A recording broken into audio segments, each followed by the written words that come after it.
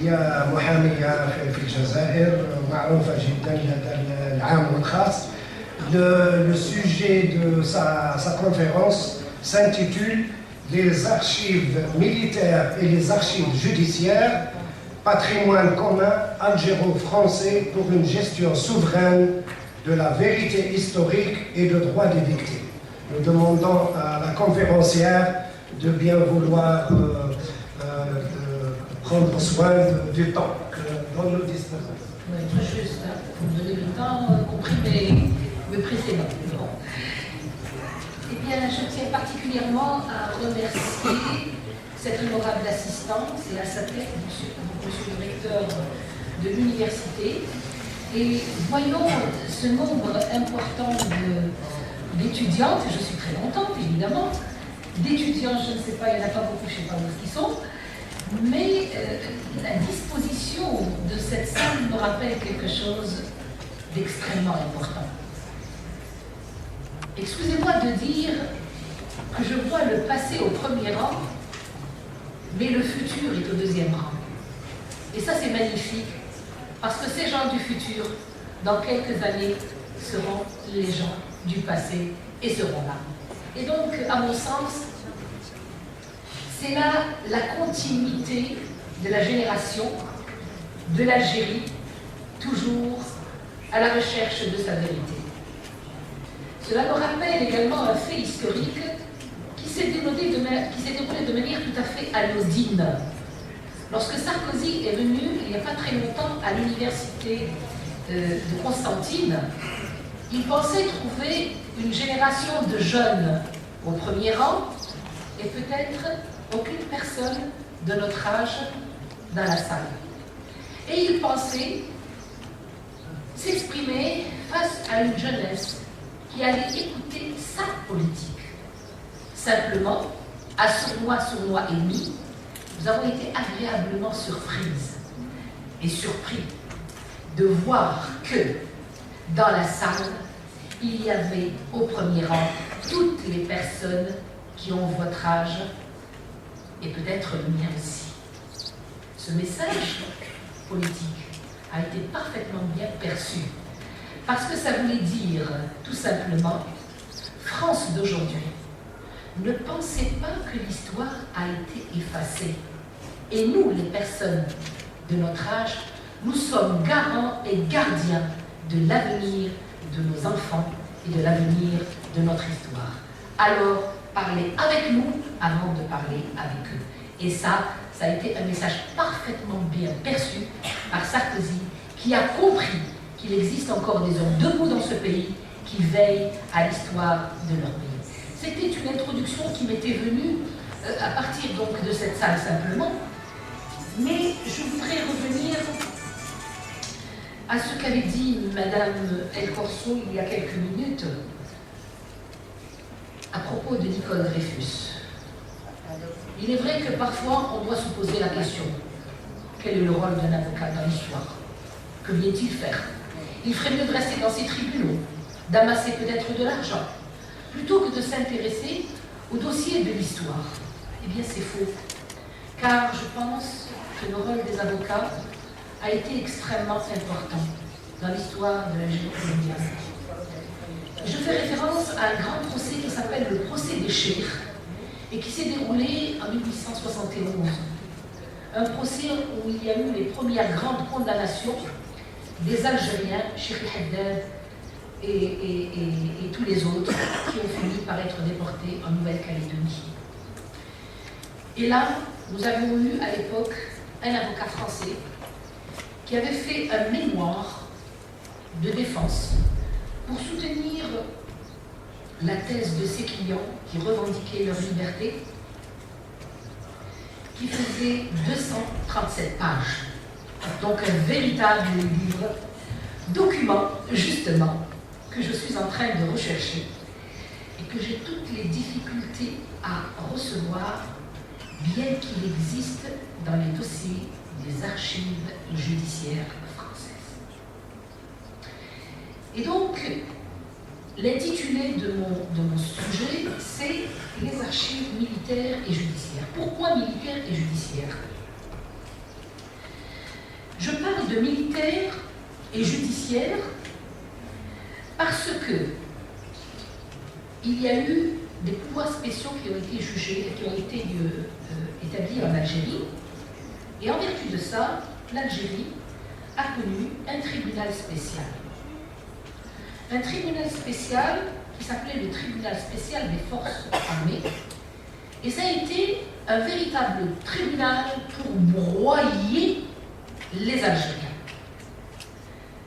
Ce tribunal a ordonné plus de 360 condamnations à mort et exécutions à mort, plus exactement. Ça a été des milliers, mais il y a eu plus de 360 exécutions à mort par la guillotine.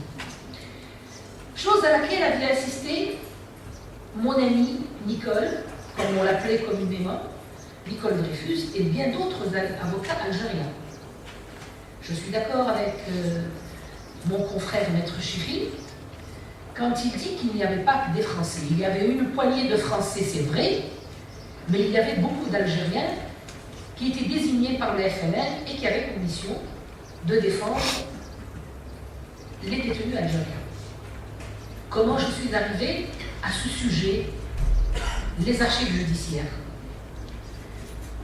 Je suis une élève de Maître Zertal, et tout le monde connaît Maître Zertal. Monsieur Mehri le connaît parfaitement. Maître Zertal a été l'avocat de Ahmed Zabana.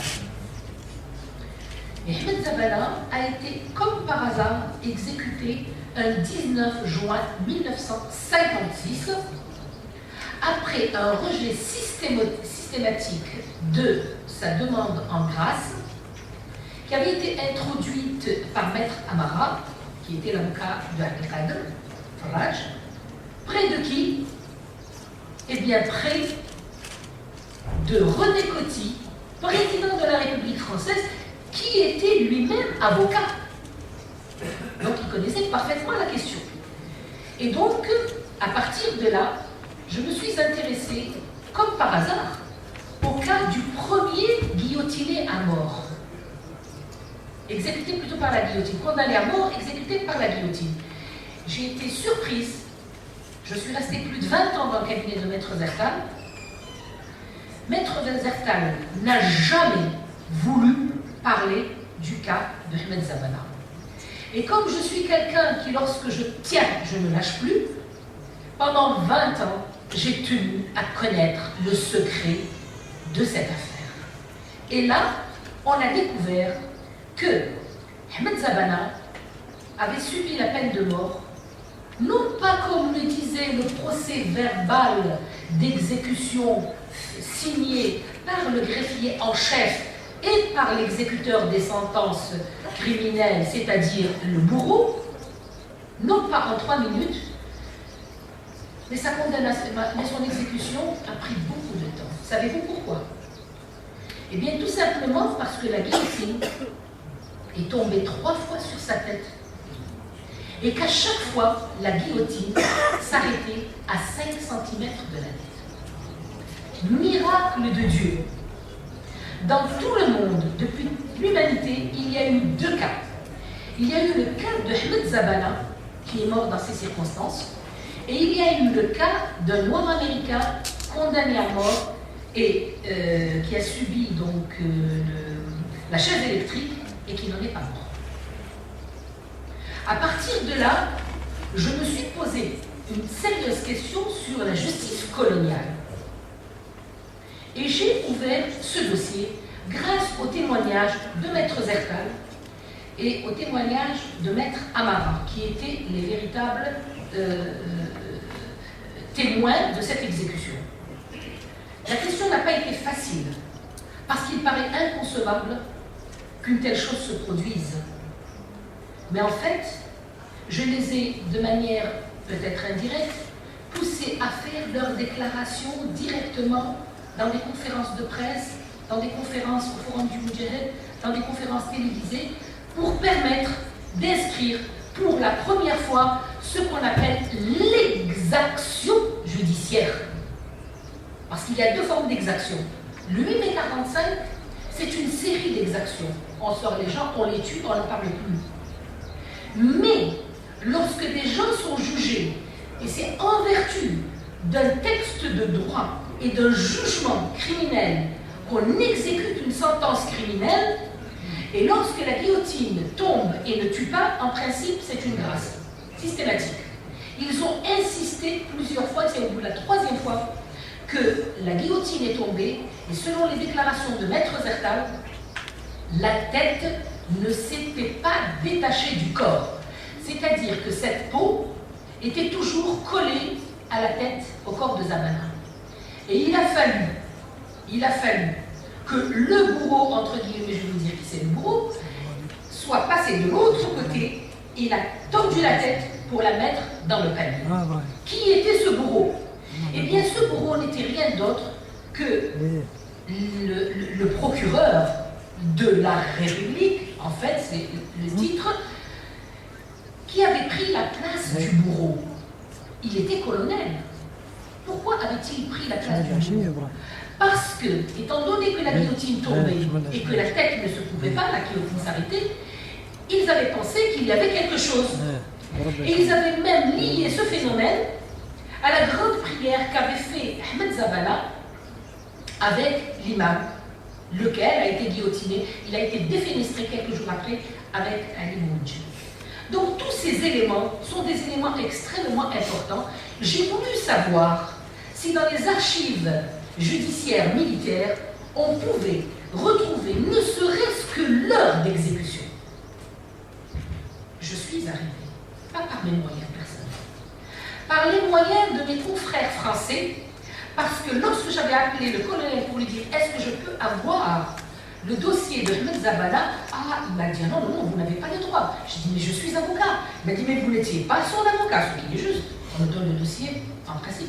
Mais je suis chercheur en histoire de la justice coloniale. » Ah, pire que encore, on ne peut pas vous le donner. J'ai dit « Bon, d'accord, c'est pas grave. Vous pouvez me donner la cote ?» Il m'a donné la cote.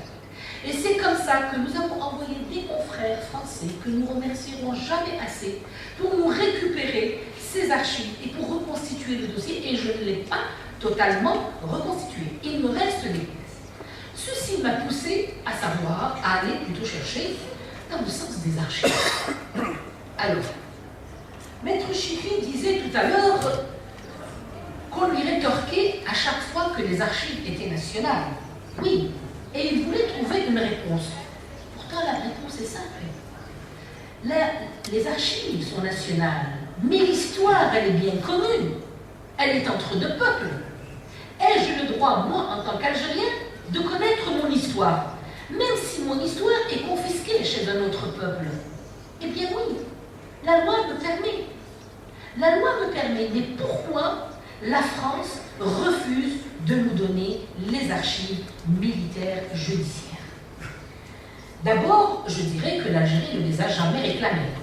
Parce qu'à chaque fois qu'on pose la question, on dit « Oui, mais enfin, vous les réclamez à titre de chercheur, mais l'État ne les a jamais réclamées. » Et ceci est vrai. Et c'est pourquoi je fais un reproche au ministère de la Justice algérienne et je demande expressément, à partir de ce colloque, de cette réunion, que soit mise dans les recommandations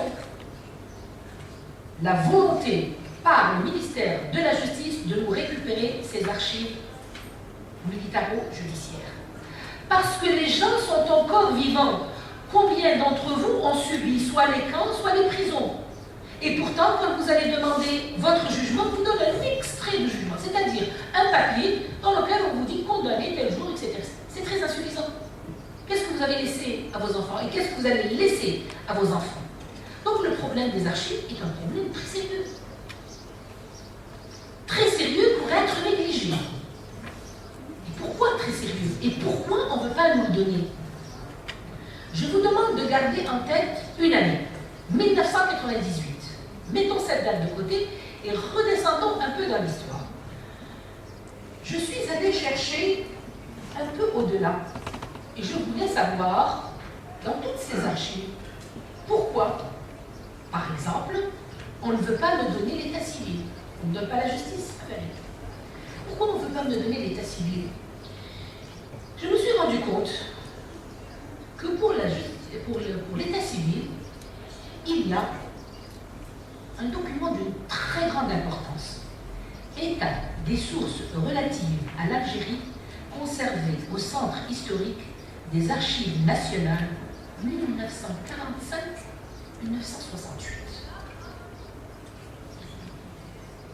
On se pose la question, en 68, on est dans un état libre. On est entre Algériens. Et 45, on est à Gazma, Srif et Khanaka. Je commence par 68. 68, parce que les dernières archives concernant les essais nucléaires dans le Sahara, les Français sont partis en 67, mais rappelez-vous qu'à partir de 62, ils ont commencé à préparer leur relève en Algérie par le système des coopérants techniques qui ont envahi nos universités. Et donc, ces coopérants techniques, quand on essaie de voir leurs fiches, si monsieur le recteur va voir les fiches, ils se sont tous des appelés de la France. Ils sont venus faire leur service militaire en Algérie. Et ils avaient une mission commandée. Quelle était cette mission? Eh bien, c'était de récupérer les archives après 67. Et c'est pourquoi aujourd'hui, confrontés à la question des victimes des essais nucléaires, les Français rient de manière sournoise en disant « Donnez-nous la liste, donnez-nous le nom des victimes, donnez-nous la position des victimes, vous savez combien ?» Et cette question, je l'ai entendue des dizaines de fois par les journalistes européens, le Nouvel Observateur, je ne sais plus quoi. Tous ceux qui passent chez moi me posent la même question. Je leur réponds, nous l'avons, nous l'aurons, on vous la donnera. Je sais que c'est difficile, mais je sais également que j'ai des moyens pour y arriver. Alors nous avons parlé de 68, parce que c'est la dernière date. Et puis comme par hasard, 1945. Il y a de quoi se poser la question. Pourquoi c'est pas 39? Pourquoi c'est pas 15? Pourquoi c'est pas 40? Pourquoi spécialement 45? Et là, nos recherches nous ont permis d'aller dans la loi et de nous rendre compte qu'à cette même période, la France, plutôt pas à cette période, un peu plus tard, la France avait deux textes. Alors le premier texte, c'est la loi numéro 79 du 18 et du 3 janvier 1979 et le décret 79-1038 du 3 décembre de 1979. 79, on se rappelle bien. Donc l'application n'a été précisée que par la circulaire du Premier ministre du 13 avril 2001. Les dates sont extrêmement importantes. 45-58, c'est une parenthèse. Ensuite, 9 ans après, on se rend compte, on se dit attention, ces Algériens risquent un jour de se réveiller. On les a toujours considérés comme un peuple inférieur, mais on se rend compte qu'ils ne sont pas du tout inférieurs. Ils sont exactement comme nous et parfois certains nous dépassent. Alors, comment faire? Et on va leur faire cette loi de 79. Après, il y a eu le problème. 2001. Pourquoi 2001? Pourquoi en 2001, le Premier ministre fait ce texte de loi, le texte d'application, pour être plus opérationnel, pour rendre cette loi plus opérationnelle? Et on s'est rendu compte qu'en 2001, il y a eu un éveil, je parle des juristes, enfin, je parle du travail que je fais avec mes confrères, des chercheurs en histoire, etc. Et 2001, ça a été un sérieux éveil pour l'Algérie. Parce que, en 1998, je vous ai parlé tout à l'heure de la date de 98, il y a eu ce texte. Quel est ce texte? Ce texte, eh bien, c'est le traité de Rome. C'est, le statut de Rome de la Cour pénale internationale. Sa date, c'est le 17 juillet 1998. Voyons ce que nous apporte ce texte par rapport à nos revendications. De mai 45, de 1830, de 1871, 1847, toutes les revendications. On va essayer de voir ce que nous apporte ce texte. Bien, ce texte va d'abord qualifier les crimes contre l'humanité. Je vais vous les citer. Il instaure le tribunal, la Cour pénale internationale, ça m'intéresse pas tellement. Et ça ne nous intéresse pas, nous, en tant qu'Algériens. Ce qu'on retient de ce texte, c'est uniquement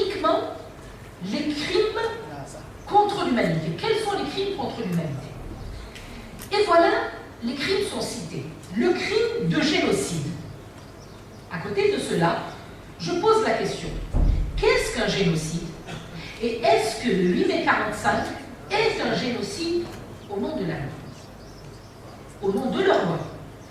Mais pour la loi, est-il un génocide? Mais bien sûr, ce n'est pas un génocide.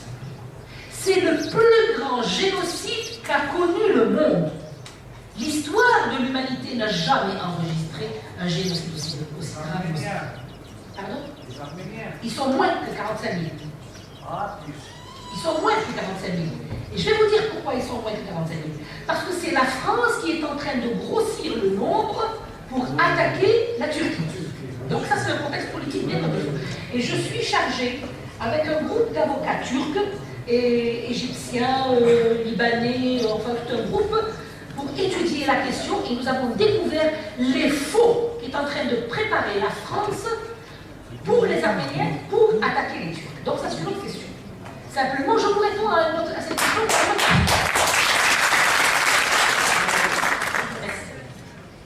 Par contre, combien de victimes au Val-d'Aisne, dit 6012. Pour 6012, Qayyimoul Qiyana. Pour 45 000, on s'en fiche. Ils ont peut-être raison. Parce qu'ils ont récupéré l'état civil des personnes qui étaient dans le Val-d'Aisne. Mais ils n'ont pas pu établir l'état civil de ceux qui étaient en Algérie. Et je vais arriver à ça. Donc le génocide, les crimes contre l'humanité, il y a le crime de guerre, le crime d'agression. Et il définit, l'article 6, il définit les crimes de génocide. Meurtre de membres du groupe. Est-ce qu'ils ont tué les membres du groupe en 1945? Oui ou non? Oui. Atteinte grave à l'intégrité physique ou mentale des membres du groupe. Y a-t-il eu des blessés? Parce qu'on parle des morts, mais on ne parle pas des mutilés. On ne les a jamais pris en compte. Et pourtant, la loi en parle. Enfin, elle qualifie. Soumission intentionnelle du groupe à des conditions d'existence devant entraîner sa destruction physique, totale ou partielle. Pour cela, je voudrais vous citer, si je l'ai ramené avec moi, un texte de Tocqueville. Je vais le faire tout à l'heure. Vous allez voir comment. Coloniser, exterminer selon Grand Maison. Vous allez voir ce que dit Tocqueville en 1827 déjà. Il avait prévu d'éliminer ce peuple algérien. Mesure visant à entraver les naissances au sein d'un groupe. Transfert forcé d'enfants du groupe à un autre. Crime contre l'humanité, il est déterminé. Le meurtre, l'extermination, la réduction en esclavage, la déportation ou transfert forcé des populations, la torture, le viol, la persécution. Et il définit. Quand je lis ce texte de 1998, j'essaie après de voir pourquoi le Premier ministre se réveille en 2001 et fait un texte, un décret d'application d'une loi de 79. Parce qu'en fait, en 2002, les Français avaient adopté et ils avaient ratifié le statut de Rome. Ils se croyaient à l'abri de quoi? À l'abri du fait que ce statut de Rome, selon les juristes de la Cour, entre autres le procureur adjoint Mba, qui était avec nous l'an dernier au colloque fait par les avocats sur les crimes contre l'humanité, leur position est très claire. Écoutez, nous, on n'est plus concernés. Ce texte commence à rentrer en vigueur à partir de 2002. Et de ce fait, tous les crimes qui ont été exécutés avant sont prescrits. Sauf que, dans ce même texte, le deuxième avantage pour l'Algérie, c'est que ces crimes sont imprescriptibles. Et s'ils sont imprescriptibles, au regard de la loi générale, du droit pénal général, donc je peux soulever le rideau à n'importe quel moment, pas devant votre juridiction pénale, elle ne m'intéresse pas, mais ailleurs et on verra. Donc on comprend pourquoi en 2001, après avoir signé, parce qu'ils ont ratifié en 2002, mais ils ont signé en 1998, ils se sont rendus compte qu'ils venaient de faire une erreur magistrale en allant dans le sens du statut de Rome. Il venait s'enfermer dans un carcan judiciaire qui risquait de les mener sur le banc des accusés. Alors que faire? Bien tout simplement, le 13 avril 2001, on va tout simplement mettre en application cette loi 79 du 18 au 3 janvier 79. Comment? Eh bien, on va fermer les archives. Quel type d'archives allons-nous fermer? Cette loi ne concerne que les archives civiles. Et là, vous allez constater que cette loi va fermer. Elle va d'abord coter. Nous avons les cotations. Par exemple, événement d'Algérie, A, plutôt c'est la cote 4, AG 148. Le recours en grâce, les grâces et les amnisties dont je vous parlais tout à l'heure, pour Zabana et tous ceux qui avaient été exécutés à partir de 56. Eh bien, c'est la cote A4, AG 154, 158. Vous voyez, on les a. On va, le Conseil supérieur de la magistrature. Je m'arrête aux archives judiciaires simplement parce que vous avez les audiences accordées aux avocats des condamnés à mort, comme vous l'avez dit tout à l'heure, Madame Corso, pour le travail qu'avait fait Nicole Dreyfus, comme vous savez, pour les crimes de condamnation, pour les condamnations à mort, on doit automatiquement disposer, avant l'exécution, du rejet du recours en grâce. Et ce rejet du recours en grâce est écrit par la main du président de la République et il donne sa motivation. Et c'est pour ça que le cas de Coty nous intéresse, il est avocat au même titre que nous, et donc son cas nous intéresse. On voulait savoir comment un avocat président de la République pouvait rejeter une grâce et quelle était la motivation. Eh bien, c'est fini, on n'en parle plus. Les recours en grâce pour les condamnés à mort, dossiers des condamnés à mort élaborés à partir de documents de séance du Conseil supérieur de la magistrature en vue de l'examen des recours par le président Auriol est composé notamment de l'exposé des faits, de rapports et d'avis des différentes instances consultées, de correspondances ainsi que de notes manuscrites du président. Alors vous constaterez ici que c'est les rapports d'avis différents. C'est-à-dire que tous les organismes doivent donner leur avis, spécialement la défense nationale.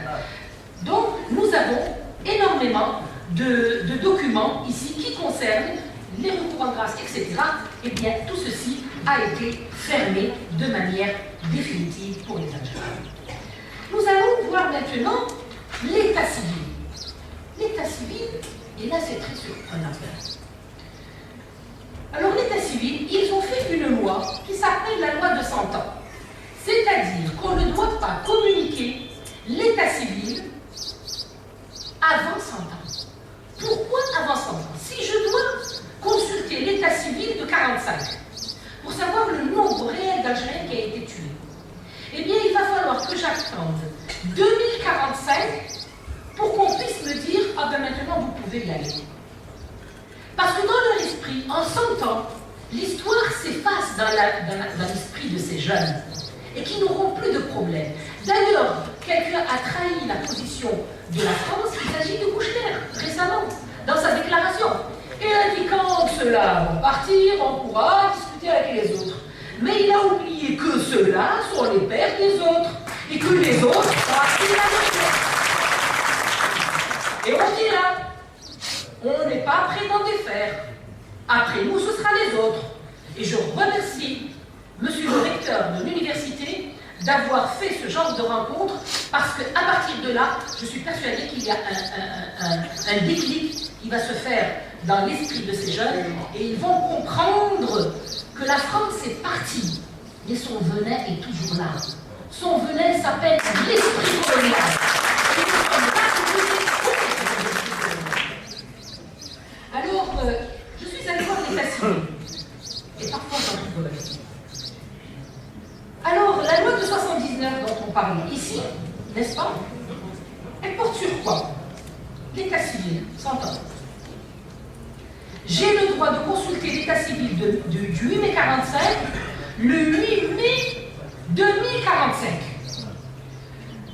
Ensuite, toutes les affaires concernant la sûreté de l'État, c'est-à-dire tous les PV de déportation de ceci, je n'ai le droit de les consulter que 60 ans à compter de la date de l'acte. Pour les archives de la présidence et du Premier ministre, c'est-à-dire les instructions que donnait l'État après 60 ans.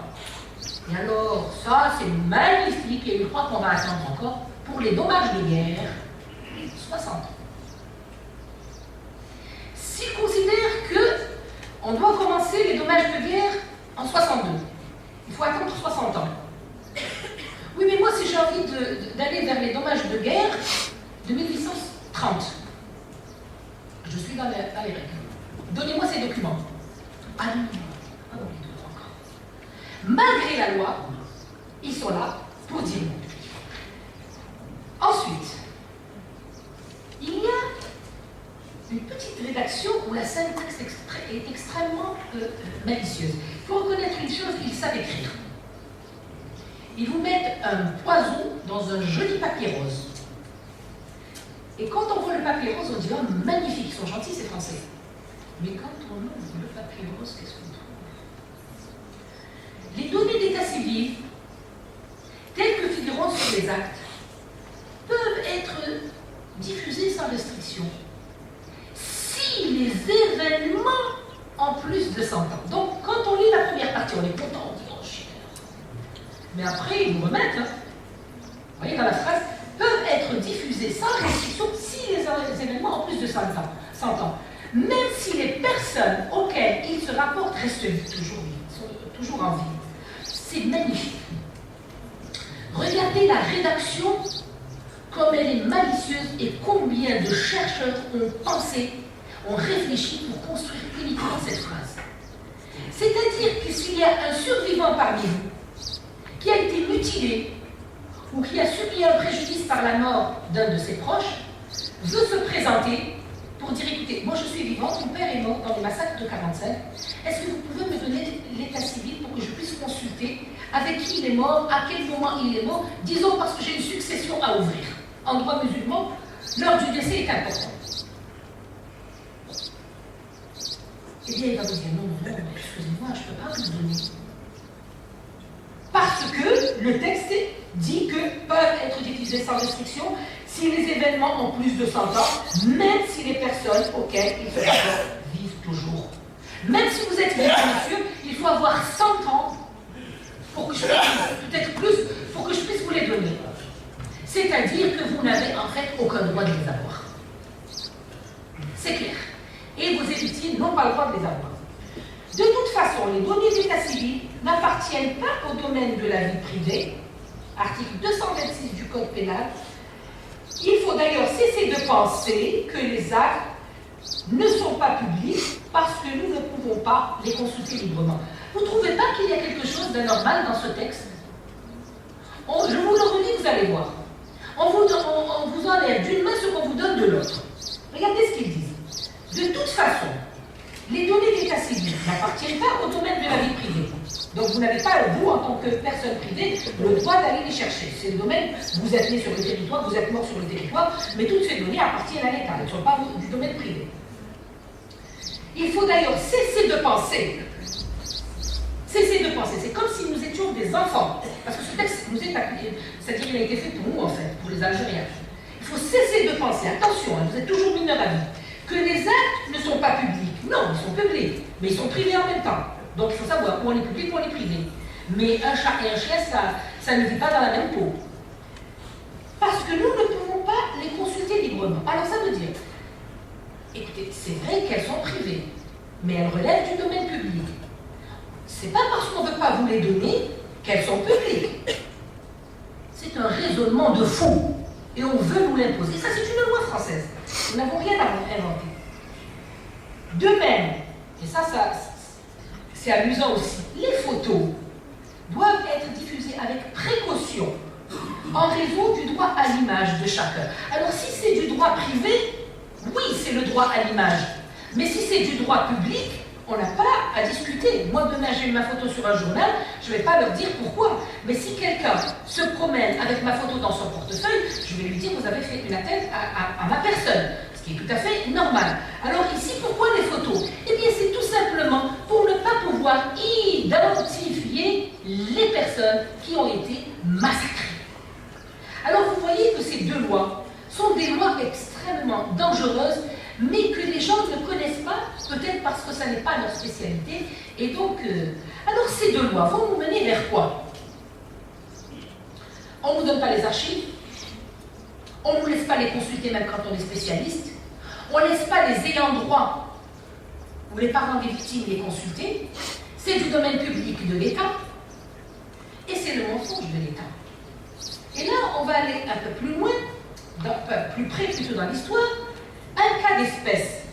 Vous savez que nous, en tant qu'avocats, on travaille beaucoup sur les cas d'espèce, parce que les cas d'espèce forment ce qu'on appelle la jurisprudence qui nous permet à nous de travailler. Et de 98-97, il y a eu un grand procès qui était le procès de Papon. Vous vous en souvenez tous. De quoi a été accusé Papon? Il a été accusé par les enfants de la Shoah, c'est-à-dire les petits-enfants des Juifs, qui ont réussi à reconstituer l'état civil à travers des petits coupons de la préfecture de police et des services de Papon. Ils ont pu identifier leurs parents, photos et petites cartes que nous voyons tout le temps dans les médias. Et à partir de là, ils se sont groupés en association et ils se sont fait appeler les enfants de la Shoah. Ils ont fait un procès à Papon. Alors, Papon a été jugé pour complicité de crimes contre l'humanité. Retenez le mot complicité. Est venu témoigner quelqu'un qui s'appelle Jean-Luc Elodie, et il avait fait des articles en disant que pour le 17 octobre, il y a eu la même chose. Papon a menti. Et la France a tué des milliers d'Algériens qu'on ne peut pas identifier jusqu'à présent. Qu'est-ce qu'il répond? En ce qui concerne les événements de 60 à 61 à Paris, j'étais ministre et par conséquent, j'assume avec le gouvernement tout entier de Gaulle au dernier secrétaire d'État l'entière responsabilité des événements. Eh bien, cette responsabilité, elle s'applique totalement à De Gaulle et à son staff en Algérie pour les massacres de 1945. Plus loin, quand on a posé la question à Papon, combien d'Algériens ont été tués? Oh, pas beaucoup. 3, au plus 4. Voilà la réponse écrite, figurant dans les procès-verbaux d'audience des tribunaux. Simplement, Jean-Luc Elodie, avant de parler, Jean-Luc Elodie était un peu comme nous, donc on ne lui donnait pas les informations. Il a envoyé d'autres journalistes pour aller dans les services et faire de l'espionnage. Notre travail est un travail d'espionnage pour récupérer les informations. Et là, il revient, il dit, mais c'est des milliers d'Algériens qui ont été tués. La Seine était rouge de sang, c'est pas 3 Algériens qui vont rougir la Seine. Et là, il y a eu donc une enquête qui avait été dirigée ou diligentée par Chevènement, et il avait désigné son conseiller d'État, Dieudonné Mandelkern. Vous comprendrez pourquoi Dieudonné Mandelkern était très actif dans cette affaire-là. Il est allé consulter les archives de la préfecture de Paris et du ministère de l'Intérieur. Et il revient avec un rapport accablant, où il dit que c'est des milliers d'Algériens qui ont été tués. Il revient et Chevènement dit, mais qu'est-ce qui se passe? Il y a quelque chose qui ne va pas. Papon dit qu'il y a 3 au plus 4, et celui-ci raconte qu'il y a des milliers. On repose la question à Papon. Je ne sais pas, mais peut-être que les archives ont été mangées par les rats. Voilà la réponse que donne Papon au peuple français face à la Shoah. Ce qui nous intéresse dans le procès de Papon en relation avec ce qui s'est passé en Algérie, en tant qu'avocat, en tant que juriste, c'est que Papon a été condamné pour complicité de crimes contre l'humanité et condamné à 10 années de réclusion criminelle. Ce procès a toute son importance et on doit le saisir pour le cas de l'Algérie. Parce qu'il se dit solidaire avec son gouvernement qu'il a instruit de faire ceci et cela. Donc il a exécuté des mesures présidentielles, gouvernementales, militaires et policières. Si on condamne quelqu'un pour complicité d'un crime contre l'humanité, cette complicité n'est pas un fait isolé. il se rattache, elle se rattache, cette complicité ou ce fait se rattache à quelque chose de principal. Quel est le principal? C'est l'auteur du crime contre l'humanité. Et dans ce cas-là, qui est le criminel contre l'humanité? Eh bien, c'est l'État français. À partir de là, nous avons initié une réflexion avec Nicole, avec d'autres avocats français, avec lesquels nous travaillons beaucoup, qui sont très sympathisants de notre code, de notre combat. Et c'est grâce à eux que nous sommes en train d'avoir des informations comme ce qu'on a obtenu comme information avec mon ami Mansouri à propos des essais nucléaires, avec notre confrère Maître Tessonia qui était là il y a quelque temps lors du 2e colloque international sur les essais nucléaires. Et vous avez vu, alhamdoulilah, où on est arrivé maintenant dans notre combat et c'est pas fini, ça fait que commencer. Donc, si l'État français a initié, a ordonné ces massacres en Algérie, tous ceux qui ont exécuté ces massacres en Algérie deviennent les complices de leur État, comme l'a dit Papon. Et donc nous nous trouvons face à un État criminel. Cet État criminel, eh bien, c'est la France. Et à partir du moment où des crimes ont été commis, où des gens ont perdu leur vie, où des victimes existent jusqu'à ce jour de ces massacres, ne serait-ce que pour les avoir vus, ou les avoir vécus, ou avoir vu un de leurs parents massacré, un de leurs parents massacré dans ces circonstances, eh bien, ils sont en droit, en vertu de la nouvelle science de la victimologie, ils sont en droit de se constituer en association pour demander réparation à la France. Alors, aujourd'hui, nous allons parler de qui? Si on va vers ce texte est limitatif et dans le temps et vis-à-vis des auteurs. Parce que ce texte va juger des personnes. Mais aujourd'hui, pour notre cas, les personnes sont mortes. Quel est notre intérêt, nous, en tant qu'avocats, d'aller juger De Gaulle? D'abord, c'est une prescription parce que l'extinction de l'action publique, c'est fini. Mais quel est notre intérêt? Juger De Gaulle. De Gaulle, pour moi, n'est qu'une poignée de poussière pour l'instant. Il est entre les mains de Dieu. C'est un juge suprême de prendre la décision qu'il veut avec lui. Moi, ce qui m'intéresse, c'est l'État criminel qui a condamné par la mort et le sang mon peuple. Et donc, c'est pourquoi la notion de crime d'État est une notion tout à fait nouvelle que nous sommes en train de travailler et nous tenons très très fort parce que nous avons un peu partout des foyers à travers le monde, comme nous avons les Vietnamiens. Dernièrement, nous avons soulevé le problème des crimes contre l'humanité au Maroc. Nous avons soulevé le problème également avec la Libye. Nous avons soulevé le problème avec la Tunisie. Et on est en discussion avec des pays africains également pour faire masse, de telle sorte à ce que la notion de crime d'État soit une notion de droit international. Et à partir de cette notion de crime d'État, eh bien, il faut trouver l'institution qui va juger les crimes d'État. L'institution qui va juger les crimes d'État, c'est les tribunaux spéciaux connaissant des crimes coloniaux.